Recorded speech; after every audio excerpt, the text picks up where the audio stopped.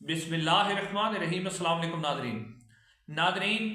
اس وقت کی سب سے بڑی خبر یہ ہے کہ سپریم کورٹ آف پاکستان کے اندر ایک ایسی جنگ کا آغاز ہو چکا ہے اور آج ایک ایسی روایت سپریم کورٹ آف پاکستان میں ڈالی جا رہی ہے جہاں ویسے تو پہلے ہی یہ سپریم کورٹ جو ہے اور جیسے یحییٰ افریدی صاحب بھی اب تقریباً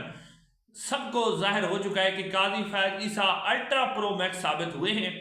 اور سپریم کورٹ آف پاکستان میں ایک خطرناک روایت آج ڈل گئی ہے اور ایک بہت بڑی جنگ بھی شروع ہو گئی ہے۔ اب دیکھتے ہیں کہ یہ جنگ کون جیتا ہے، لیکن انتہائی خطرناک روایت ڈالی گئی ہے۔ اس کے علاوہ ڈونلڈ ٹرمپ نے ناظرین ایک بہت بڑا اعلان کیا ہے اور اس اعلان کے بعد ہماری ملٹری اسٹیبلشمنٹ نے جو 9 مئی کے بعد بیانیہ بنایا تھا وہ بیانیہ دھڑام سے گرا ہے، اور اگر آپ کہیں کہ ڈونلڈ ٹرمپ نے موجودہ رجیم کے منہ پر ایک زوردار تھپڑ مارا ہے جس سے ان کا بیانیہ دھڑام سے بیٹھ گیا ہے اور ان کے پلے ڈونلڈ ٹرمپ نے کچھ نہیں چھوڑا، وہ بھی میں آپ کے سامنے رکھتا ہوں۔ سب سے پہلے میں ڈونلڈ ٹرمپ والی خبر آپ کے سامنے رکھ دیتا ہوں۔ ناظرین، ڈونلڈ ٹرمپ جب صدر بنے ہیں کل سے تقریباً وہ 100 کے قریب ایگزیکٹو آرڈر کر چکے ہیں اور وہ یہاں تک کر رہے ہیں کہ وہ ان پینسلز کو بھی باہر پھینک رہے ہیں جو بائیڈن نے استعمال کی تھی، اور انہوں نے باقاعدہ طور پر جو امریکہ کی ڈیپ اسٹیٹ ملٹری اسٹیبلشمنٹ ہے اس کو باقاعدہ طور پر للکارنا شروع کر دیا ہے، اور سب سے بڑا جو ایگزیکٹو آرڈر ڈونلڈ ٹرمپ نے جاری کیا ہے اور اس ایگزیکٹو آرڈر کا ڈائریکٹلی تعلق پاکستان کی ملٹری اسٹیبلشمنٹ کے اس جھوٹے بیانیے پر ہے جو انہوں نے بنایا ہوا تھا، اس کو دفن کر دیا ڈونلڈ ٹرمپ نے۔ ناظرین، ڈونلڈ ٹرمپ نے ایک ایگزیکٹو آرڈر کے ذریعے کیپٹل ہل پر جو حملہ ہوا تھا اس میں ڈونلڈ ٹرمپ کے حامیوں نے جو اس کے اوپر حملہ کیا تھا 1600 کے قریب افراد تھے جن کو شاید اتنا بڑا وہ جرم نہیں تھا، لیکن کیونکہ ڈونلڈ ٹرمپ سے شدید نفرت تھی امریکی اسٹیبلشمنٹ کو، امریکی انتظامیہ کو، تو انہوں نے ڈونلڈ ٹرمپ کی دشمنی ان 1600 افراد جو تھے ان کے اوپر تیزی سے مقدمات چلا کر انہیں سزائیں دی کہ ڈونلڈ ٹرمپ نے آتے ہی ایگزیکٹو آرڈر کے ذریعے ان تمام 1600 افراد کو رہا کرنے کا حکم دیا ہے۔ ناظرین، یوں ہی ڈونلڈ ٹرمپ نے یہ حکم دیا رہا کرنے کا کیونکہ پاکستان میں بھی یہی بیانیہ بنایا گیا تھا۔ D G I S P R اپنی پریس کانفرنس میں کہتے دیکھو جی کیپٹل ہل پر حملہ ہوا تھا تو ایسے تو نہیں ہوتا پوری دنیا میں آپ ریاست پر حملہ کر دیں اور آپ کو چھوڑ دیا جائے، آئین اور قانون کو اپنا راستہ بنانا چاہیے، اور یہ بہت بڑا جرم ہو گیا جی، ریاست پر حملہ ہو گیا، یہ ہو گیا وہ ہو گیا۔ تو دیکھو جی کس طرح کیپٹل ہل پر جو لوگ تھے انہوں نے دیکھو حملہ کیا اور ان کو کیسی سزا ملی۔ تو ان کا تھپڑ ملا ہے کہ ڈونلڈ ٹرمپ کے نزدیک، جو کہ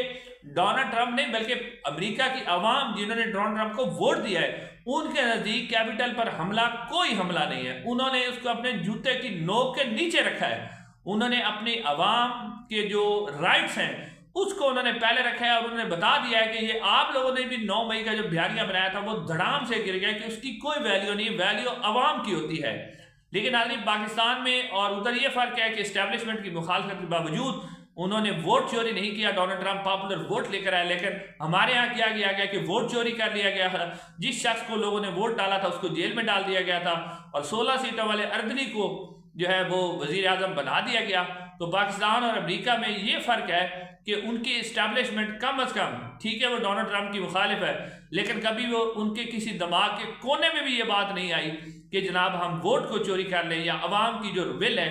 اس کو ہم ختم کر دیں۔ اب یہ بہت بڑا بیانیہ جو ہماری اسٹیبلشمنٹ نے بنایا تھا کہ جی ریاست پر حملے ہوتے ہیں تو یہ کچھ نہیں ہوتا تو اس کے تو معافی نہیں ہوتی، تو اب ڈونلڈ ٹرمپ نے وہ کر کے دکھا دیا، ان کا وہ بیانیہ دھڑام سے گر گیا ہے۔ ناظرین، دوسری طرف ہماری ریاست جو ہے سپریم کورٹ آف پاکستان کے اوپر پاکستان کی آئین اور قانون کی تاریخ میں اس طرح کا حملہ نہیں ہوا جو آج کل ہوا ہے۔ ناظرین، آپ کو معلوم ہے کہ جیسے منصور علی شاہ صاحب ٹیکس سے ریلیٹڈ جو کیس سن رہے تھے جس میں ان کے بینچ کے اوپر اعتراض اٹھایا گیا تھا کہ یہ مقدمہ آئینی بینچ سنے گا، آپ نہیں سن سکتے، تو جیسے منصور علی شاہ صاحب نے اس کیس کو فکس کیا تھا کہ میں پہلے اس اعتراض کو ڈیسائیڈ کروں گا کیونکہ قانون کے مطابق جس بینچ پر اعتراض کیا جاتا ہے وہی اس اعتراض کو ڈیسائیڈ کرتا ہے۔ تو اس سے پہلے کیا کیا گیا کہ پہلے اس بینچ میں سے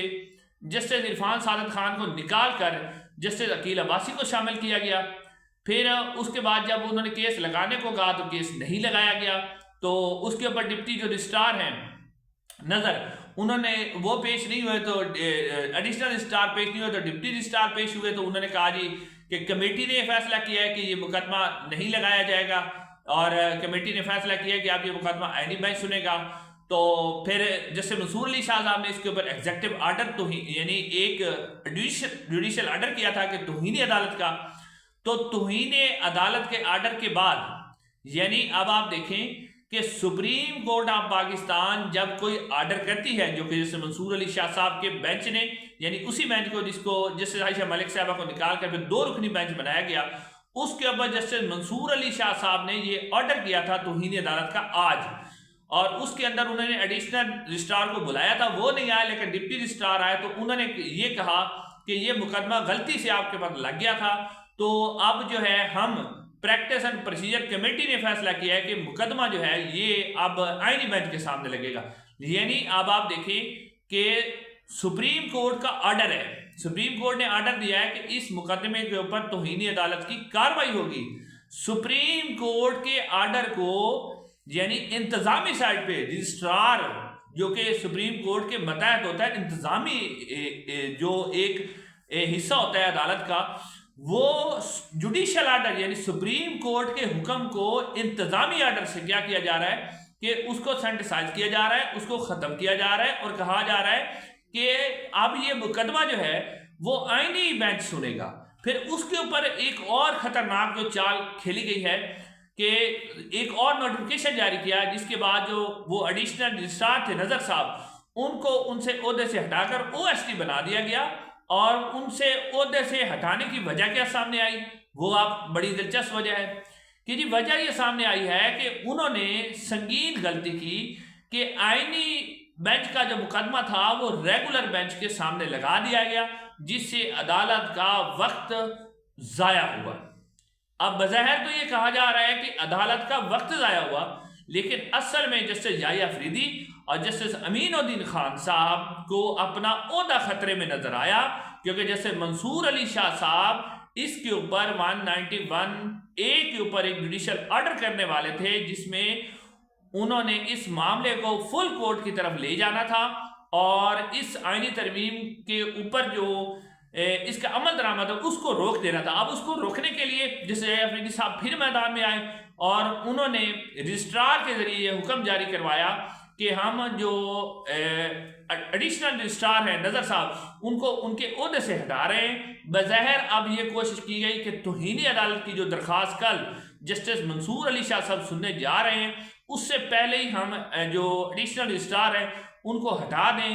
اور اب انہوں نے کہا کہ یہ جی ہم مقدمہ جو ہے وہ ہم عینی عدالت کے سامنے لگائے جائیں گے۔ ناظرین، یہ بہت ہی خطرناک صورتحال ہے کہ سپریم کورٹ آف پاکستان کا حکم جو ہے